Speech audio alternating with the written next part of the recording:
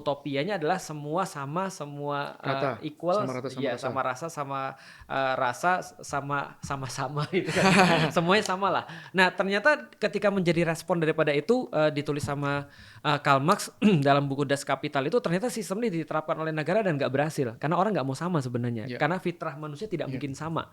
Nah jadi artinya kalau kapitalis itu bilang bahwasanya yang mati biar mati gitu kan ya, yang hidup hidup, biarin aja semua berlangsung dengan mekanisme pasar gitu kan ya, kita nggak boleh ikut campur apapun, mau punya apa terserah, tapi sistemnya juga terbukti menyengsarakan, maka muncul reaksi dan reaksi sosialisme juga sama-sama juga nggak bagus. Nah Hmm, di dalam Islam udah ngasih solusi bagus banget. Misal contoh, ada 3 kegiatan ekonomi yang penting: produksi, distribusi, dan konsumsi.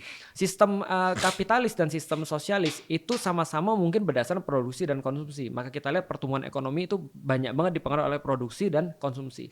Maka dalam sistem kapitalis misalnya subprime mortgage pada tahun 2008 iya, itu kan karena oversupply.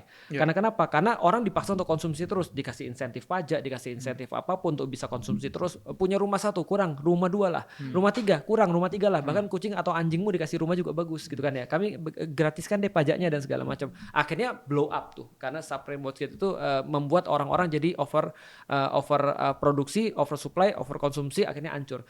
Nah di dalam Islam kita melihat masalah itu bukan pada produksi dan konsumsi, tapi pada distribusi. Misalnya seperti itu. Contoh misalnya kayak gini ya.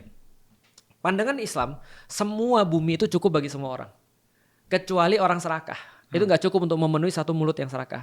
Itu dikatakan oleh Mahatma Gandhi juga sih, bahwasanya dunia cukup untuk semua orang kecuali untuk 1 mulut yang serakah misalnya. Artinya permasalahannya bukan pada sumber daya, sedangkan pada kapitalisme permasalahan pada sumber daya. Nah di dalam Islam, bagaimana cara Islam memastikan agar itu adil? Tadi kan pertanyaannya.